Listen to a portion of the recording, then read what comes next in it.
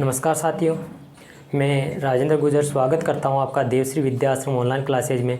साथियों, मैं अपना वर्ण विचार जो टॉपिक चल रहा था उस टॉपिक को ख़त्म करने पे आया हूं। आज मैं उसी वर्ण विचारों का महत्वपूर्ण जो तथ्य रह गए हैं, क्या क्या बातें महत्वपूर्ण रह गई है वर्णों के अंदर, उनके बारे में चर्चा करने जा रहा हूं। ठीक है साथियों, तो आइए हम चर्चा करते हैं महत्वपूर्ण तथ्य कौन कौन से हमारे पास रह गए हैं। क्या बात कर रहे थे हम? वर्ण विचार की। किसकी? वर्ण विचार की बात चल रही थी अपने। किसकी? वर्ण विचार की बात चल रही थी। वर्ण विचार के अंदर जो है वो इस वर्ण विचार में हम पढ़ेंगे आज महत्वपूर्ण तथ्य। क्या पढ़ेंगे? महत्वपूर्ण तथ्य हम पढ़ने जा रहे हैं आज महत्वपूर्ण तथ्य जो बच गए थे हमारे, उन पे हम चर्चा करेंगे।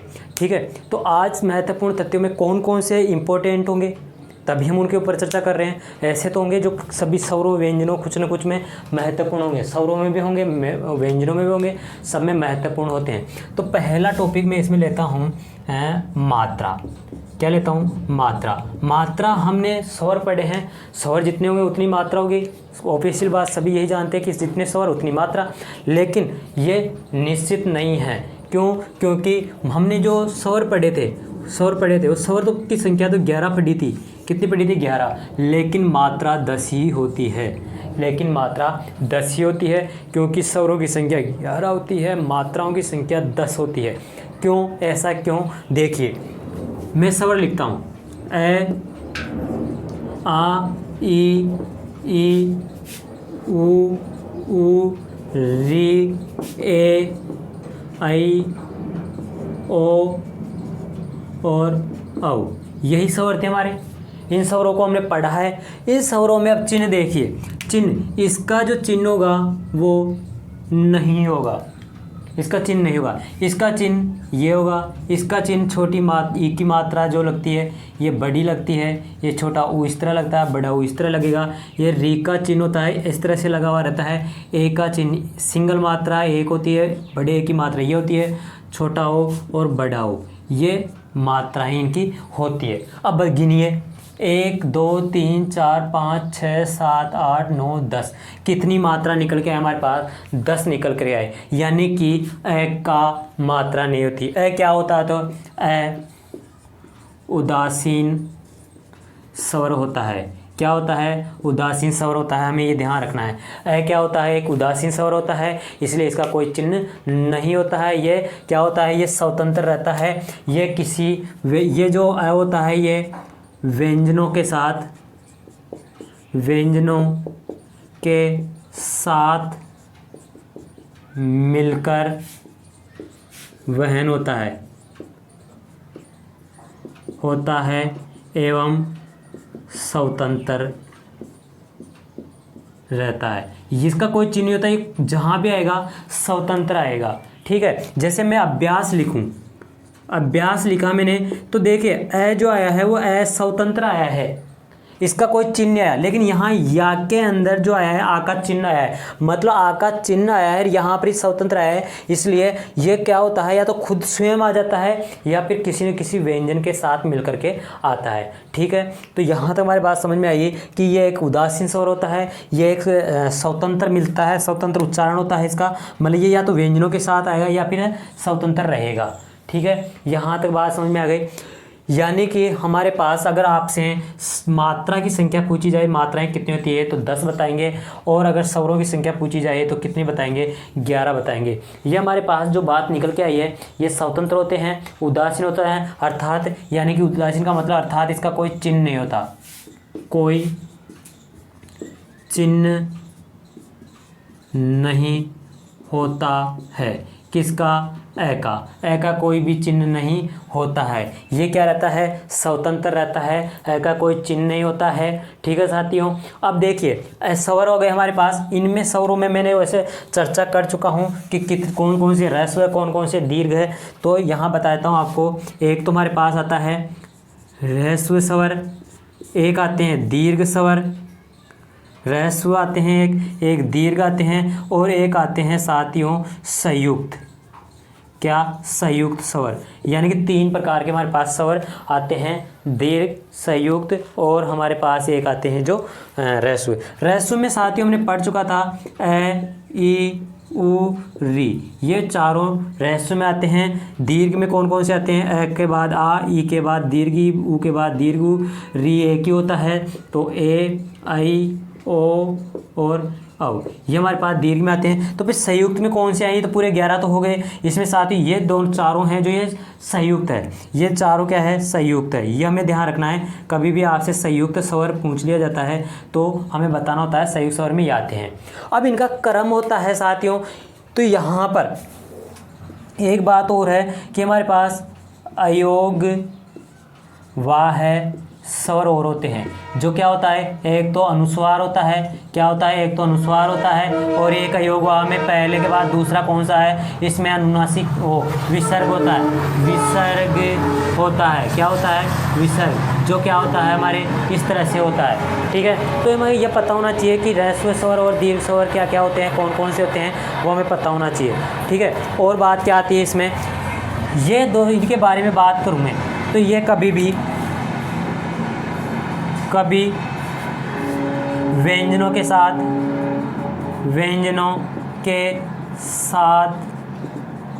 प्रयोग नहीं होते।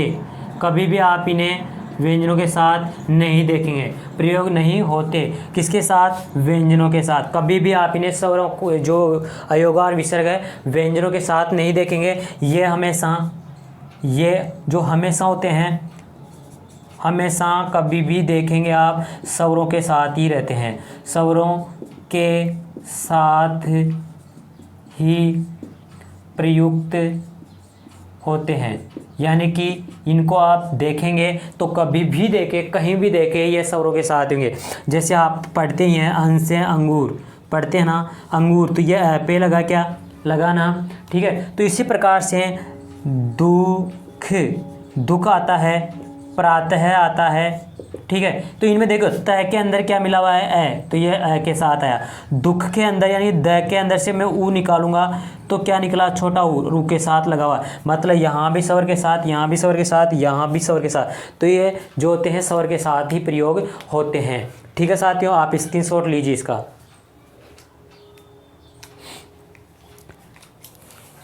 और देख लीजिए, एक बात और बताता हूँ, जो ये स्वर जहाँ जहाँ आएंगे, इनका अगर आप छंद पढ़ेंगे साहित्य के अंदर तो चिन्ह होगा आई टाइप में, और इनका दीर्घ का पढ़ेंगे तो इसका चिन्ह होगा एस टाइप में। ठीक है, इसे कहते हैं हम लघु, इसे लघु का कहते हैं, इसे दीर्घ कहते हैं। हम इनको मात्रा गिनेंगे तो इनकी एक मात्रा गिनेंगे, इनकी दो मात्राएं गिनेंगे दीर्घ वालों की।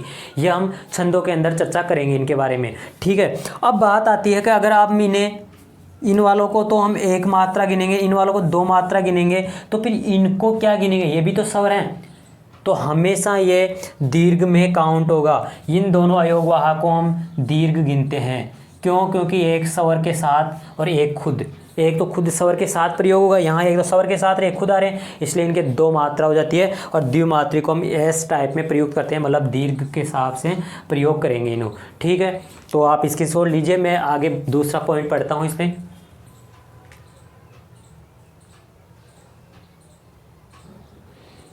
अब देखिए साथियों, दूसरा पॉइंट मैं लेता हूँ आपके पास यहाँ पर, अपने बहुत ही इम्पोर्टेंट है ये, क्योंकि आपसे महत्वपूर्ण पूछ लिया जाता है कि स्वर के कितने होते हैं, तो हम सब जानते हैं 11 होते हैं, लेकिन मूल स्वर कितने होते हैं? तो मूल स्वर 4 होंगे। अगर संयुक्त पूछ ले जाए तो भी 4 हैं, क्योंकि ये तो थे मूल 4, ये थे संयुक्त 4, और ये दीर्घ थे 2, 2 4, 2 6, 1 7, जो कहते हैं दीर्घ थे। अयोग वाह पूछ लिया जाए तो 2 है, अयोग वाह हमेशा दीर्घ होते हैं, और ह्रस्व हमेशा 4 होते हैं, दीर्घ 7 होंगे, और अयोग वाह 2 होंगे। ठीक है, यह हमेशा कभी भी स्वर रहित नहीं होते हैं। ठीक है, क्योंकि हमेशा स्वरों के साथ ही प्रयोग होते हैं। कौन कौन से? अनुस्वार और विसर्ग। अगला पॉइंट हम देखेंगे, अयोग आ गया। अब आता है दूसरा पॉइंट जो आएगा, संयुक्ताक्षर। इसे हम संयुक्त अक्षर कहते हैं, ये वही है संयुक्ताक्षर। हम इसके बारे में जो चर्चा करने जा रहे हैं संयुक्त अक्षर यानी संयुक्ताक्षर के बारे में, वो ये है कि कोई भी 2 या 2 से अधिक वर्णों का मिलकर जो प्रयोग होता है, वर्ण बनता है, उसे कहते हैं संयुक्ताक्षर। क्या संयुक्त अक्षरों की संख्या फिक्स है क्या? बिल्कुल, इनकी संख्या 4 है साथियों। अयोग वहाँ भी आया था, अयोग वहाँ की पूछ ली जाए, अयोग वहाँ की संख्या अगर आपसे पूछ ली जाए तो कितनी बताओगे? 2। अगर मात्रा की संख्या पूछ ली जाए तो कितनी बताओगे? 10। स्वरों की संख्या पूछ ली जाए तो कितनी बताओगे? तो 11। समझ में आया ये? तो इनकी संख्या फिक्स होती है तो वो हमें बतानी है, ठीक है। और मात्रा 10, स्वरों की संख्या 11, अयोग वाक्य की 2 और संयुक्त अक्षर की 4। तो सर ये भी बता दीजिए 4 कौन कौन से होते हैं? अगर आपको पता है तो जल्दी से कमेंट में लिखिए 4 कौन कौन से हैं वो संयुक्त अक्षर। फिर मैं बताता हूँ आपको। पहला, दूसरा, तीसरा और चौथा, 4 ही होंगे। पहला आता है साथ ही हमारे पास श, दूसरा आता है त्रे, तीसरा आता है गे, चौथा आता है से। जो श्री वाला से होता है ये आता है। ये चारों ही क्या है? हमारे संयुक्त अक्षर है। लेकिन अगर आप कहोगे सर कत भी तो संयुक्त है, बिल्कुल संयुक्त है। अपन कहीं अक्षर हम पढ़ते हैं, स्तर पढ़ा तो स्तर में भी ये दोनों संयुक्त है, कत में संयुक्त है, लेकिन इन्हें संयुक्त के अंदर नहीं गिना जाता। संयुक्त की संख्या 4 रहेगी। बाकी कहीं अक्षर ऐसे होते हैं जो संयुक्त होते हैं लेकिन उन्हें संयुक्त के अंदर शामिल नहीं किया जाता। ये संयुक्त ही है, कत संयुक्त है, स्तर संयुक्त है, लेकिन इस 4 ही संयुक्त होंगे। इनमें क्या होता है? इनमें होता है 2 या 2 से अधिक वर्ण होंगे जो संयुक्त मिलेंगे। क्या होंगे? 3 वर्णों, इनमें क्या होंगे? 3 वर्णों का मेल होगा। क्या होगा इसमें? 3 वर्णों का मेल। कौन कौन से होंगे? 3। देखो श में क्या हुआ है? क आधा है प्लस स आधा प्लस अ पूरा, 3 हो गए ना। यानी कि ये हमारे पास बन गया श। अगर मैं इसका दूसरा रूप ले तो क्या क्या ले सकता हूँ? क प्लस स, ये भी ले सकता हूँ। रीजन क्योंकि मैंने ए को स में मिला के पूरा कर दिया, क आधा रहेगा। तो यहाँ तो हमारे पास 2 हो गए, यहाँ 3 हो गए, यानी कि ये कम से कम 2 ज़्यादा 3, यानी कि 3 वर्णों का मेल ही होता है। त्रय की बात करें तो त प्लस र प्लस ए बराबर क्या बना? त्रय। और अगर इसका दूसरा रूप लेंगे तो त प्लस र, ठीक है। गे की बात करें तो ये होता है ज प्लस ङ प्लस ए बराबर क्या हो जाएगा? गे हो जाएगा। अगर इसका दूसरा रूप लेंगे तो ज प्लस ङ लेंगे, ठीक है, क्योंकि ए को मैं उस संयुक्त स्वर में मिला चुका हूँ, यानी कि उस व्यंजन में मिला चुका हूँ। अगले की बात करें, श्रेय की बात करें तो यहाँ पर आएगा दो साथियों स प्लस र प्लस ए बराबर क्या हो जाएगा हमारे पास? यहाँ पर श्री वाला स हो जाएगा। अगर इसको मैं लिखूँ तो स प्लस र भी लिख सकता हूँ पूरा वाला, ठीक है। इस तरह से आपको ये संयुक्त अक्षर इस तरह से मिले हुए हैं। मैंने कल उच्चारण स्थान में आपको बता दिया था इनका उच्चारण कहाँ से होगा, जहाँ से क का और स का हो रहा है और का हो रहा है वही इनके होंगे। तो हमारे पास इसका जैसे खंड आया था, इसका आया था तालु और का खंड वही आया था, तो ये हमारी तरह होते हैं, ठीक है। अब इनके उच्चारण स्थान में इनका जो हमारे पास जो रूप आया है, इस रूप के अकॉर्डिंग हम देखेंगे कि इनका क्वेश्चन किस तरह से पूछेगा। सबसे पहले एक बात इसमें यहाँ आती है इस वाले के लिए कि यहाँ इनका संयुक्त अक्षर ये होता है, तो हम विज्ञान जो लिखते हैं, विज्ञान यानी कि इसमें ज ही तो आ रहा है, लेकिन इसको तो वी प्लस ज्ञान लिखते हैं ना, तो ग प्लस ये और आ की मात्रा प्लस न होना चाहिए ना, यानी कि वी का वी, ग का ग, ये में आ मिला ज्ञान। विज्ञान पढ़ते हैं हम, लेकिन आपने ज्ञान बताया है। बिल्कुल विज्ञान ये लोक प्रचलन में आ चुका है, ये गे उच्चारण करने लग गए इसका, ये क्या हो गया? लोक प्रचलन में आ चुका, इसलिए इसको क्या करें? ज्ञा पढ़ने लगे, विज्ञान पढ़ने लगे। विज्ञान नहीं पढ़ते इसको, विज्ञान है सही, शुद्ध विज्ञान है। लेखन के रूप में देखेंगे तो विज्ञान ही लिखते हैं, लेकिन उच्चारण के रूप में विज्ञान गे करने लगे, ये वाला गे करने लगे इसका उच्चारण, ठीक है। तो ये गे का मतलब ये नहीं है कि इसे लिखा भी ऐसे ही जाएगा, लिखा ऐसे ही जाएगा, ठीक है। संयुक्त अक्षर में क्वेश्चन किस तरह से पूछा जाएगा आपसे? निम्नलिखित जो शब्द होगा, एक क्वेश्चन लिख रहा हूँ, आप जल्दी से उत्तर आप ही देंगे कि जैसे कि मैंने ये श लिखा, इसका विच्छेद क्या होगा? विच्छेद क्या होगा बताइए जल्दी से कमेंट बॉक्स में कि इस श का विच्छेद क्या होगा। ऑप्शन, पहला ऑप्शन हमारे पास है क प्लस स, दूसरा ऑप्शन है क प्लस स, तीसरा ऑप्शन है क प्लस स प्लस ए, चौथा ऑप्शन है क प्लस स। बताइए, ऑप्शन आपका खुला हुआ भी है, स का ये खुला हुआ है यहाँ पर, आप यहाँ देख सकते हैं कौन सा होगा। आप जल्दी से कमेंट बॉक्स में लिखिए स। पहला क्वेश्चन जो है उसमें कौन सा सही होगा। जब तक मैं दूसरा क्वेश्चन यहाँ लिखता हूँ। दूसरा क्वेश्चन है त्रय का विच्छेद। वर्ण विच्छेद कर रहा हूँ मैं। विच्छेद का मतलब ये नहीं है कि संधि विच्छेद कर रहे हैं, संधि में भी वर्णों का विच्छेद होता है, यहाँ पे विच्छेद ही होगा। ठीक है, इसका विच्छेद होगा, क्या होगा देखता हूँ, बताना है आप। देखो, तय प्लस र प्लस ए पहला, दूसरा इसके अंदर ऑप्शन है त्रय प्लस र, तीसरा ऑप्शन है तय प्लस र प्लस ए, और चौथा ऑप्शन है तय प्लस र। जल्दी से ऑप्शन पहले और दूसरे में कौन सा सही है, तीसरे में कौन सा सही है, पहले में कौन सा, दूसरे में कौन सा सही है, जल्दी से बताइए फिर मैं, ताकि आपको आगे बताता हूँ अगला।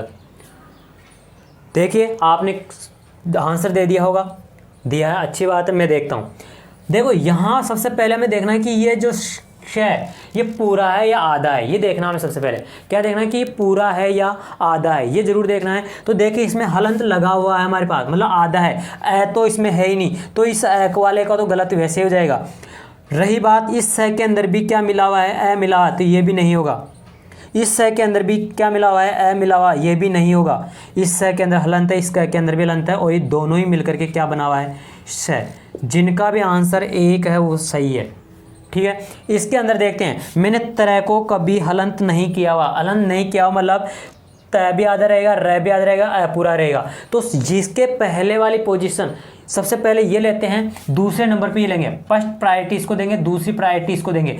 तो अगर ये वाली मिलती है तो इसको टिक करेंगे, नहीं तो फिर इसको करेंगे। देखो, तय आधा, र आधा और ए आधा, यानी पहला ही सही इसमें। और दूसरा वाला तय और र भी है क्या, इसमें त्रय लिखा मैंने, तय र नहीं लिखा। यहाँ भी तय पूरा र को पहले ऑलरेडी मिला रखा है, फिर भी आप इनको सही नहीं कर सकते, क्योंकि मैं तो ऑलरेडी त्रय दे रखा है, त्रय को मिला दिया तो मतलब र तो आया ही नहीं, तो इसमें एक ही सही है जो पहला है। ठीक है, समझ में आया।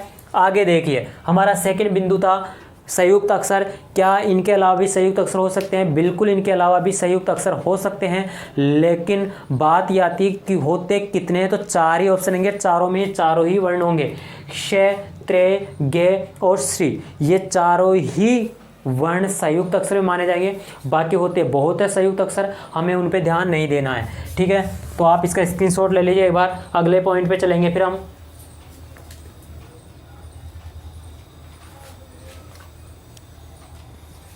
अगला बिंदु हमारे पास आता है ताड़न जात। ये ताड़न जात होते क्या हैं? क्या ये अलग से हुए हैं? क्या ये व्यंजनों के व्यंजन स्वर व्यंजनों के अंदर से हैं? बिल्कुल, ये हमारे क्या विकसित स्वर व्यंजन माने जाते हैं।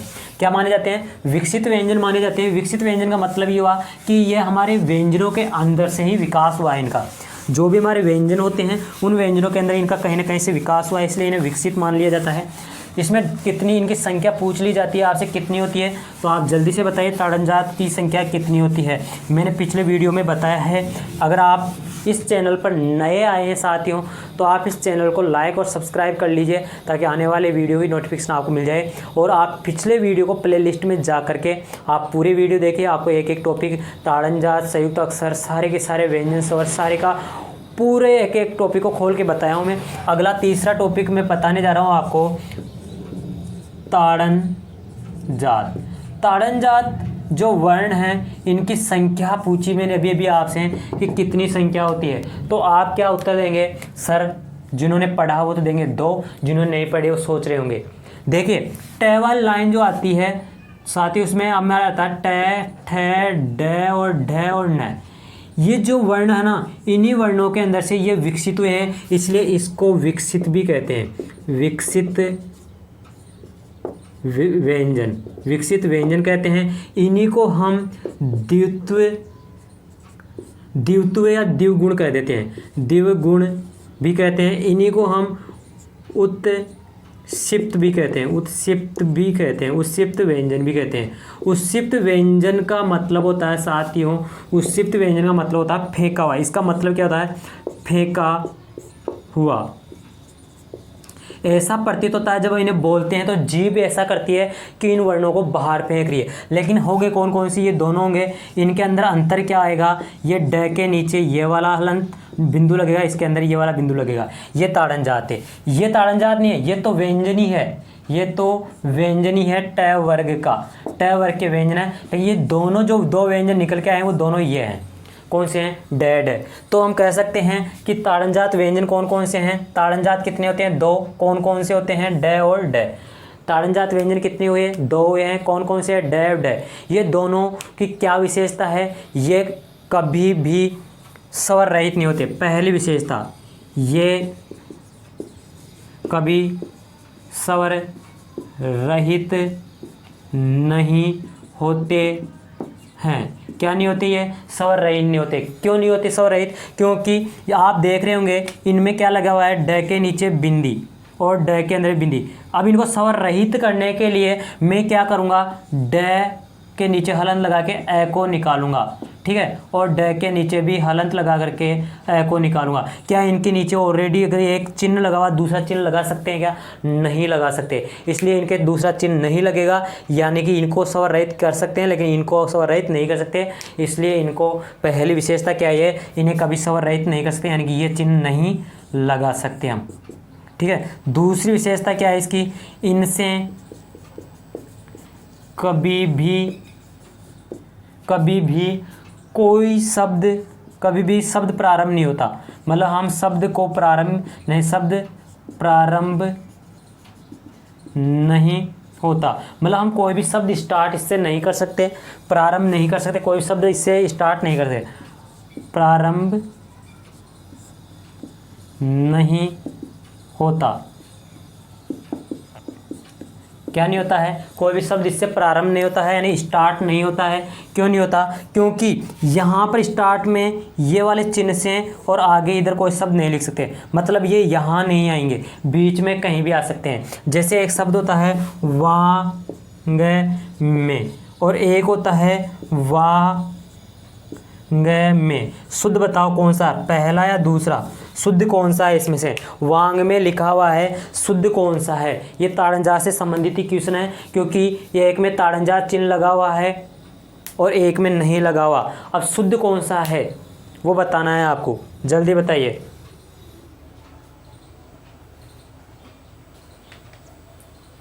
स्वर रहित का मतलब आप समझ चुके होंगे। स्वर रहित का मतलब ये होता है कि इसे कभी आधा नहीं किया जाता, आधा नहीं किया जाता है। समझ में आ गया? आधा का मतलब स्वर रहित नहीं किया जाता। ये समझ में आया कौन सा सही है? देखो अभी भी मैंने यहाँ बताया कि एक चिन्ह के साथ दूसरा चिन्ह नहीं लग सकता। यहाँ एक चिन्ह लगा हुआ है, दूसरा चिन्ह लगा हुआ है, मतलब ये क्या सही हो सकता है? क्या नहीं हो सकता। यानी कि इसमें क वाले का अंतिम अक्षर आएगा, ये सही है, मतलब पहला सही है। ठीक है साथियों, चलो स्क्रीनशॉट लीजिए आप। ताड़नजात हो चुके हमारे पास, बहुत ही इंपॉर्टेंट था ये। अब हम बात करेंगे अगले अनुनासिक और चंद्रबिंदु जो हमारे पास आते हैं उसकी। अब बताइए अनुनासिक जो होता है आता है हमारे पास, वो स्वर है या व्यंजन है? सबसे पहले तो ये बताइए, जो अनुनासिक हम पढ़ते हैं वो स्वर आता है या व्यंजन होता है? सबसे पहले ये बताइए, स्वर होता है या व्यंजन होता है?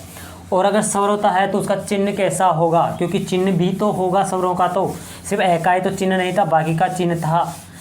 तो अगर स्वर है तो चिन्ह क्या होगा? बताइए। देखिए आपको मैं बताता हूँ, हम पढ़ने जा रहे हैं चौथा बिंदु, बिंदु नंबर 4, जो हमारे पास क्या है? अनुस्वार। अभी मैंने बताया था अनुस्वार एक ये होता है हमारा, यही इसका चिन्ह है और यही है जिन्हें हम अयोगवाह स्वर कहते हैं। इनको क्या कहते हैं? अयोगवाह स्वरों के अंदर आते हैं ये। एक इसके साथ और दूसरा क्या आता है? एक और आता है विसर्ग, ये भी अयोगवाह में ही शामिल होता है। ये क्या है? विसर्ग है। ये दोनों स्वर होते हैं क्योंकि स्वर रहित ही नहीं होती है। हमेशा स्वरों के साथ प्रयोग में होते हैं, इसलिए ये दोनों स्वर होते हैं। तो बात करते हैं हम अनुस्वार की। अनुस्वार क्या होता है? एक स्वर होता है, ठीक है। ये इसके बाद में हमारे पास दूसरा एक पॉइंट और आया है, चंद्र बिंदु आया ना, ये भी एक स्वर है चंद्र बिंदु वाला। इसके बाद में एक और बिंदु आया है, वो आया है विदेशी स्वर, जो आया है सिर्फ ये, जिसे हम कहते हैं अर्ध चंद्र बिंदु। मतलब जिसमें चंद्रमा तो है लेकिन बिंदु नहीं, इसलिए वो क्या हो गया? आधा हो गया। ये विदेशी है, या कह सकते हैं हम इस विदेशी के साथ साथ इसे विकसित स्वर भी कह सकते हैं, इसे विकसित स्वर भी कहते हैं। चंद्र बिंदु ये जो है हमारे पास हिंदी में प्रयोग लिया जाता है, केवल और केवल हिंदी में प्रयोग होता है। केवल किस में होगा? हिंदी में। ये वाला जो है हमारे पास हिंदी व संस्कृतम, यानी कि संस्कृत दोनों में प्रयोग होता है। हिंदी और संस्कृत दोनों में प्रयोग होता है। ये हमारे पास जो है तत्सम शब्द है, ये क्या है? तद्भव है, तद्भव है। ये तत्सम है, ये तद्भव है, ठीक है। ये विदेशी है, ये हमारा डॉक्टर जिसे लिखा जाता है। तो हमारे पास तीन चीज़ें, एक अनुस्वार जो संस्कृत और हिंदी दोनों में प्रयोग होता है, ये सब हमेशा मूल भाषा में ही होता है। ये हिंदी में भी होगा प्रयोग, लेकिन चंद्र बिंदु कभी भी आप संस्कृत में प्रयोग नहीं कर सकते। ये वाला है, ये भी नहीं कर सकते क्योंकि विकसित है, मूल भाषा में सिर्फ वो प्रयोग होता है। और जो ये है दोनों में होगा, ये दोनों में, ये दोनों में, ठीक है। ये चंद्र बिंदु हिंदी में और विदेश स्वर आता है ये। तो हमारे पास जो चंद्र बिंदु आया है ये विकसित स्वर होते हैं, और इसको हम और नाम क्या कहते हैं? अर्धचंद्र बिंदु, विकसित स्वर, मेहमान।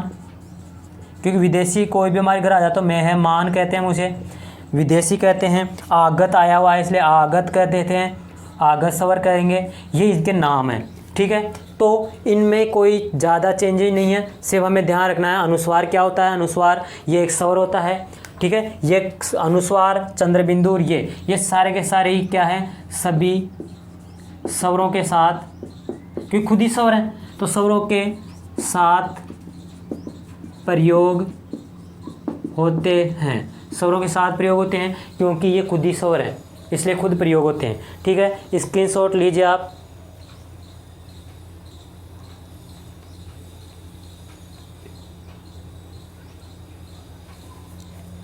मैंने विदेशी स्वर यहाँ को बता दिया है, विदेशी है, आया हुआ है, आगत कहते हैं। और इसके ये से हम अरबी फारसी भी कह सकते हैं क्योंकि ये उर्दू से है और अरबी फारसी है, ये अरबी फारसी स्वर है ये। तो हम अरबी फारसी स्वर के साथ में हमारे पास अगला बिंदु अगर इसके अंदर देखें तो पांचवा बिंदु क्या आ जाता है हमारे पास? पांचवा बिंदु आ जाता है विदेशी व्यंजन। स्वर आ गए विदेशी, तो व्यंजन भी होंगे। विदेशी व्यंजन कौन कौन से होते हैं उनके बारे में मैं बता देता हूँ आपको। विदेशी व्यंजन के अंदर हमारे पास कितनी संख्या होगी उनकी? 5। विदेशी व्यंजनों की संख्या कितनी होगी? 5। कौन कौन से हैं? मैंने पिछले वीडियो में अगर आपने देखा है तो पांचवा बिंदु में विदेशी व्यंजन का ले रहा हूँ। जल्दी से आप बताइए कौन कौन से हैं जो विदेशी हैं? कौन? व्यंजन, स्वर या व्यंजन? व्यंजन। तो पांचवा बिंदु में लेने जा रहा हूँ आपका विदेशी व्यंजन। क्या? विदेशी व्यंजन। विदेशी व्यंजनों की संख्या कितनी है? साथ ही इसकी संख्या 5 है, ठीक है। अगर आपसे पूछ लिया जाए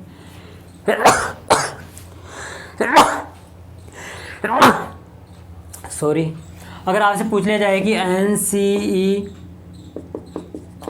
कितनी को मान्यता देती है? तो 3 को देती है, ठीक है। होते कौन कौन से विदेशी? इनको नाम देख लीजिए। विदेशी है, आगत है, ठीक है। मेहमान है, वही क्योंकि आए हुए हैं मेहमान, आगत, और आए हुए को मेहमान कहते हैं। विदेशी हैं, ये है। और अरबी फारसी तो है ही, अरबी फारसी तो है ही, ठीक है। अब देखो NCERT 5 को मान्यता देती है तो वो कौन कौन से हैं ये मैंने पिछले वीडियो में बताया है। और मेन कौन कौन से हैं? अगर 5 की बात करूँ तो वो तो है क, ख, ग, ज और फ। इनके अंदर अंतर क्या है? वही ये तो हमने पहले पढ़ा है। इसके लिए यहाँ पर एक ताड़न जात की तरह चिन्ह लग जाता है, ठीक है। ये चिन्ह लगता है, इस कारण से ये हो गए हमारे पाँच। एनसीईआरटी के तीन कौन कौन से हैं इसमें, ख, ज और फ, ये तीन हैं जो एनसीईआरटी मान्यता देती है। अब आपके पास क्वेश्चन क्या आएगा, निम्न शब्दों में विदेशी या मेहमान आगत अरबी पारसी व्यंजन है। क्वेश्चन पूछ लिया, आपको दे दिया, एक तो ड दे दिया, एक ख दे दिया, ज दे दिया, ठीक है, और फ दे दिया। बताइए कौन सा है, 1 नंबर, 2 नंबर, 3 नंबर, 4 नंबर। विदेशी व्यंजन है, सॉरी अगर है में तो तीन ऑप्शन तीनों सही है, यानी ये नहीं है तो यहाँ लिख लीजिए विदेशी व्यंजन नहीं है। अब बताइए, नहीं में तो 1 नंबर सही आ जाएगा, ठीक है, या फिर कहेगा नहीं की जगह भिन्न बताइए, भिन्न। आपको भिन्न का मतलब है अलग कौन सा निकल रहा है, इसमें यही निकल रहा है, ठीक है, भिन्न हो जाएगा या नहीं है। और अगर आपको हमेशा ध्यान रखना, वो तो सिर्फ 2 ही हैं जो ये और यही है, ठीक है, तो इनमें से सिर्फ यही कहेगा कि इनमें से भिन्न निकाले, लेकिन इसमें 3 देकर के एक अलग देकर कह सकता है अलग कौन सा है, ठीक है। तो आपको ये विदेशिता व्यंजन थे, इनमें क्या विशेषता है, इनकी एनसीईआरटी इनको मान्यता देती है, इन्हें कोई ज़्यादा महत्वपूर्ण नहीं है, सिर्फ इनमें से ताड़नजात और इनके अंदर से दोनों में से कोई क्वेश्चन पूछ सकता है कि दोनों में क्या अंतर है, कैसे क्वेश्चन है। इन दोनों का अंतर ध्यान रखना है कि डैड है, ताड़नजात है, और यह है जो अरबी फारसी है। अगला बिंदु लेते हैं हम, स्क्रीनशॉट ले लिया, अगला बिंदु लेते हैं हम छठा बिंदु लेंगे हम, व्यंजनों को हम स्वर रहित कैसे करें। व्यंजनों को स्वर रहित हम कैसे करेंगे। व्यंजनों को स्वर रहित करने के लिए हमें कुछ महत्वपूर्ण बातें ध्यान रखनी होती है। वो महत्वपूर्ण बातें कौन कौन सी होती है जिन्हें ध्यान में रखा जाता है, तो वो होंगे क्या हमारे पास, छठा पॉइंट कौन सा होगा, व्यंजनों को स्वर रहित करना, यानी कि इसके कुछ नियम्स होंगे जिससे हम स्वर रहित कर सकते हैं। और हमारे पास बहुत इंपॉर्टेंट होता है कि स्वर रहित कैसे करें। देखिए, इनको 3 प्रकार से मैं स्वर रहित करूँगा। पहला तो करूँगा मैं ऐसे वर्ण, ऐसे व्यंजन जो हमारे पास 2 चीज़ होती है, एक तो होती है, ये तो होती है शिरोरेखा, क्या होती है, शिरोरेखा, ठीक है। एक इसमें ये होती है, इसे कहते हैं खड़ी पाई, क्या कहते हैं, खड़ी पाई। ये 2 चीज़ ध्यान रखनी है, ऊपर वाली क्या है शिरोरेखा, नीचे वाली क्या है खड़ी पाई। ऐसे व्यंजन जो खड़ी पाई को पार नहीं करते हैं, एक तरीका तो ये है, ठीक है। दूसरा तरीका कौन सा है, ऐसे वर्ण, ऐसे व्यंजन कह सकते हैं, ऐसे वर्ण कह सकते हैं, क्योंकि हम व्यंजनों की बात करें, व्यंजनों को स्वर रहित करें, इसलिए ऐसे व्यंजन जो खड़ी पाई को पार करते हैं। दूसरा कौन सा आएगा, पार करने वाला। तीसरा ऐसा आएगा, ऐसे व्यंजन जिनमें खड़ी पाई का प्रयोग नहीं होता। ऐसे भी व्यंजन है हमारे पास, नहीं होता है, ठीक है। और एक आएगा रेफ वर्ण, रेफ वर्ण कह सकते हैं या रेफ व्यंजन कहते हैं, रेफ वर्ण। देखिए, खड़ी पाई को मतलब ये हुआ कि मैं ऐसे वर्ण लिखूंगा जिनमें खड़ी पाई का कहीं ना कहीं प्रयोग होगा, जैसे क, ख, ग, घ, न, च, छ, ठीक है, ज, झ और ङ, ट, ठ, ड, ढ और न। अब मैं इनमें ही समझाता हूँ, इनमें ही समझ में आ जाएगा आपको। देखो, ये खड़ी पाई है, खड़ी पाई, इसके अंदर प्रयोग हो रही है, क्या हो रही है, और ये कहाँ जा रहा है, दोनों साइड जा रहा है, ठीक है। दोनों साइड मतलब जो खड़ी पाई को पार कर जाते हैं। तो क एक ऐसा है जो खड़ी पाई को पार कर रहा है, और फ भी एक ऐसा है जो खड़ी पाई को पार करता है। कोई और भी है क्या, नहीं है। मतलब हम कह सकते हैं इसकी संख्या कितनी हो गई, 2 हो गई, ठीक है। रेप वर्ण का मतलब है ओनली इसमें एक ही आता है, वो आएगा हमारे पास र, जो खड़ी पाई, ये ना तो खड़ी पाई आती है इसमें, ना ही अलग ही आता है। हम सभी वर्णों का उच्चारण करने के लिए उनके पीछे कार जोड़ते हैं, जैसे ककार, खकार, चकार, आकार करते हैं ना, कार जोड़ के उनका उच्चारण करते हैं, लेकिन र को रकार नहीं कहते, रेफ वर्ण कहते हैं। र को उच्चारण करते हैं तो उसको रकार नहीं कहते, उसको रेफ वर्ण कहते हैं। ठीक है, ध्यान रखना। तो हमारे पास दो ये हो गए, एक हो गया। व्यंजनों की संख्या कितनी है, इनकी संख्या कितनी है, टोटल 33, मतलब पूरे 33 कहीं ना कहीं हमें प्रयोग में लेने हैं। अब ऐसे वर्ण जिनमें खड़ी पाई का प्रयोग ही नहीं होता वो कौन कौन से हैं? एक तो देखिए अणखाली वाले का न, खड़ी पाया ये क्या नहीं आए। ठीक है, फिर 6 से छाते में आती है क्या, नहीं आती। ठीक है, हम यहाँ पर बिंदु लगाते हैं लेकिन वो मान्य नहीं होती है। ठीक है, ट नहीं आता, ठ नहीं आता, ट ड ट वाली के पूरे आगे ट ठ ड और ये ढ। ठीक है, ट ठ ड ढ और न आएगा। इसके बाद में ट ठ ड ढ के बाद में द आ गया। 1 2 3 4 5 6 7 और 8वां आ जाता हमारे पास है। ठीक है, इन्हें 1 2 देखिए इनमें खड़ी पाए प्रयोग नहीं हो रही और इन्हें कहते हैं, इसके नीचे देखो यहाँ पर क्या बन गया, गोला बन गया। इसके नीचे यहाँ क्या बन गया, गोला बन गया। इसके नीचे गोला, यहाँ पर भी गोला, यहाँ पर भी गोला, यहाँ गोला, यहाँ गोला और यहाँ पर भी गोला। इन्हें गोल वर्ण कहते हैं, गोल वर्ण भी कहते हैं क्योंकि नीचे से गोल है। और इनकी संख्या कितने हो गई साथियों, 8 हो गई। 1 2 3 4 5 6 7 8, 8 2 10 1 11, मतलब हमारे 33 करने के लिए 22 बच रहे हैं। वो 22 के 22 ही हमारे पास यहाँ आएंगे जो खड़ी पाए को पार कर जाते हैं। क नहीं आएगा, ख खड़ी पाए को पार नहीं करते। खड़ी पाए आ गई, क्या इधर गया कि इसके नहीं। क के बाद ख, ग पार नहीं करा, घ पार नहीं करा। फिर न आ गया, च नहीं करा पार, छ उधर आ गया गोल में, च छ ज भी नहीं करा, झ च छ ज, ञ भी इधर आगे रह गया, रह रहा ना आगे। तो इस तरह के सारे वर्ण, तो ङ, फिर ट आ गया, ठ आ गया, ड आ गया, ढ आ गया और न, फिर त थ, द आ गया, ध न। ठीक है, प फ आ गया, ब भ। ठीक है, प फ ब, म ये, र आ गया, ल व, स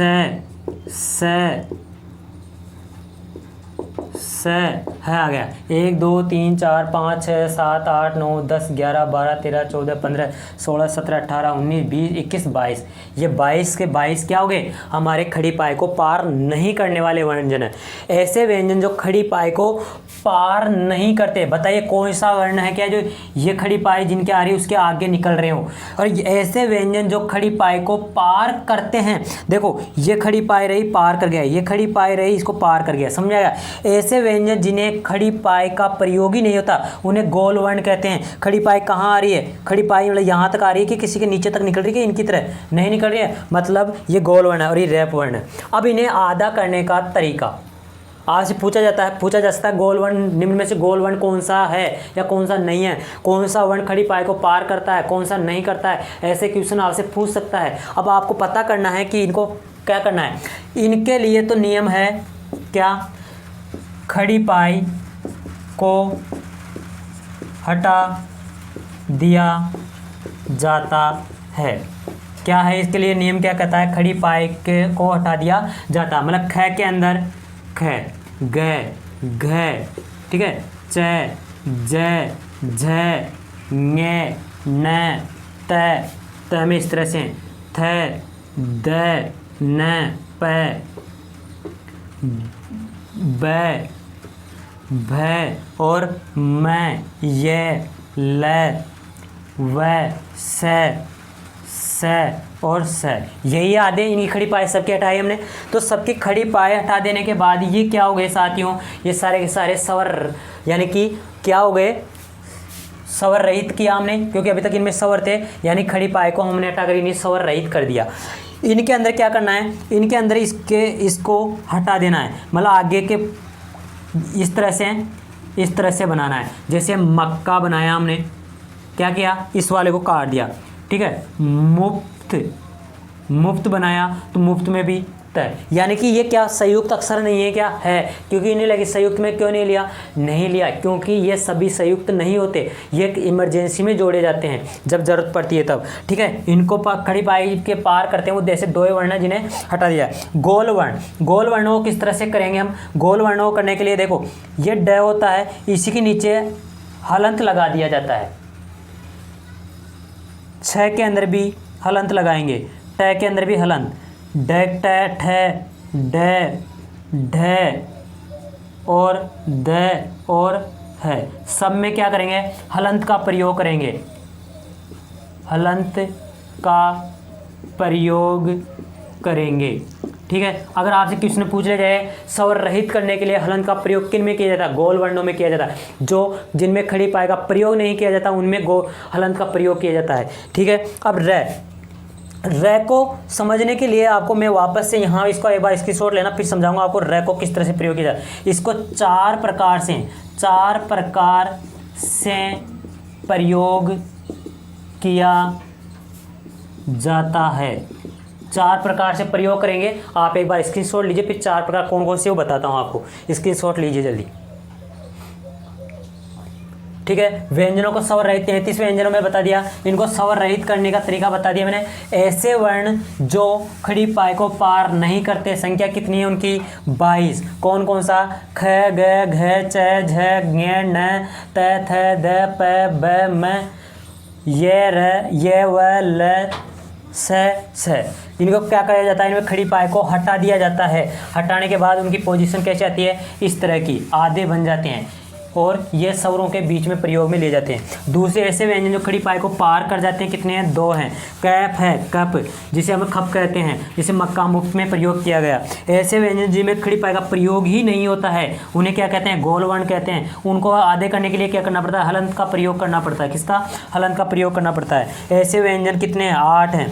कितने हैं, 8 हैं। उनमें ये गोल वर्ण जिनमें खड़ी पाई का प्रयोग नहीं होता, हलंत का प्रयोग किया जाता है सिर्फ। और रेफ वर्ण एक ही है, और उस रेफ वर्ण को प्रयोग करने के लिए हम 4 प्रकार से करेंगे। कैसे कैसे करेंगे देखते हैं, ठीक है।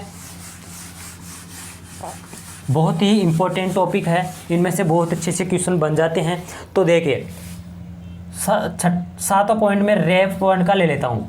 रेफ वर्ण का प्रयोग कितनी प्रकार से कर दिया जाएगा, 4 प्रकार से प्रयोग करेंगे। 4 प्रकार से प्रयोग करेंगे। कितने प्रकार से हैं, 4 प्रकार से प्रयोग करेंगे।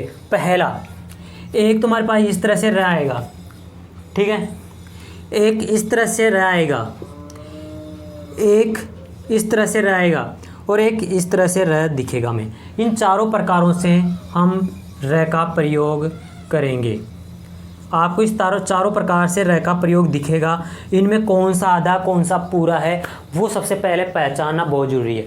देखो प्रथम 3 है पूरे के पूरे, आपको लग रहा होगा ये तो पूरा दिख ही रहा है, लेकिन ये सारे के सारे आधे दिख रहे होंगे। क्या सारे आधे हैं, क्या नहीं है, सिर्फ आधा, ये आधा है, ओनली केवल आधा र है ये, बाकी ये भी पूरा र है, ये भी पूरा र है, ये भी पूरा र है।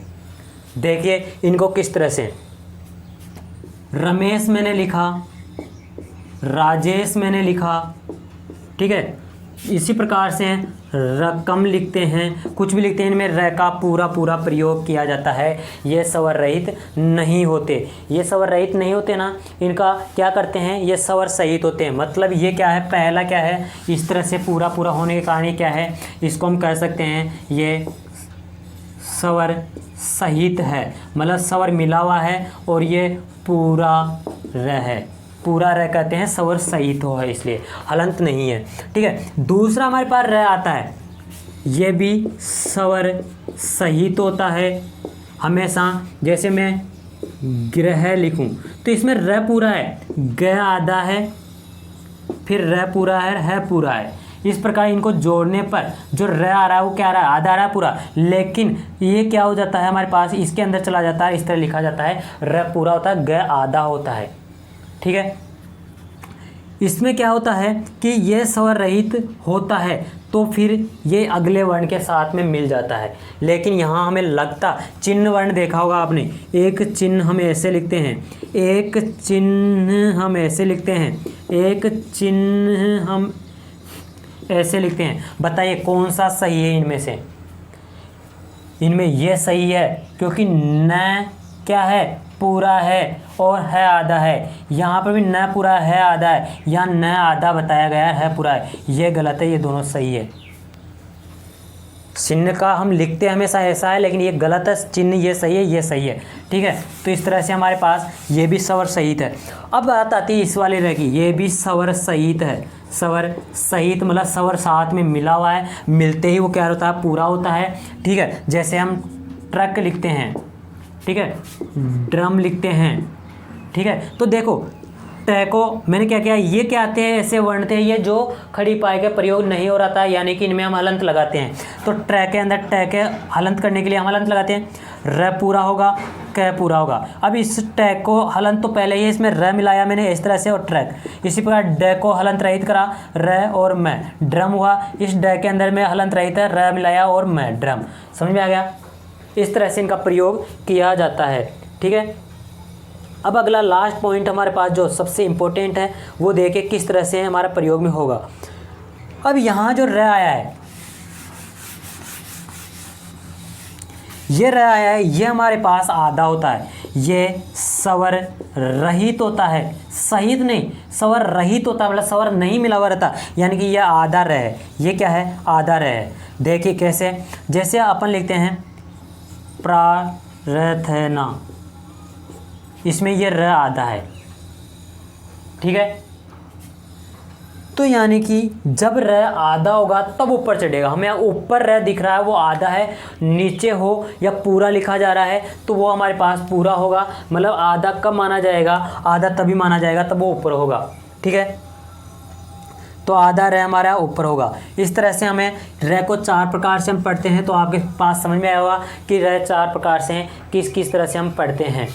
ठीक है, तो हम एक और इम्पोर्टेंट बिंदु बचा हुआ हमारे पास कि हम जैसे कि ABCD पढ़ते हैं तो ABCDEFGHIJ क्रम होता है उनका, और इसी प्रकार से हमारे BSTC और रीट और शिक्षक भर्ती कोई सी भी हो, सभी में एक इम्पोर्टेंट टॉपिक है कि हम अगर सही क्रम से लिखें तो हम क ख ग घ न यही लिखते हैं, या फिर अ आ ई लिखते हैं, या इनसे पहले भी किसी शब्द का जैसे अनुस्वार का प्रयोग होगा या बाद में होगा, वो हमारे लिए इम्पोर्टेंट है। तो यह बात करते हैं हम छोटा सा वीडियो बना करके अगले वीडियो में। जब तक जय हिंद, जय भारत।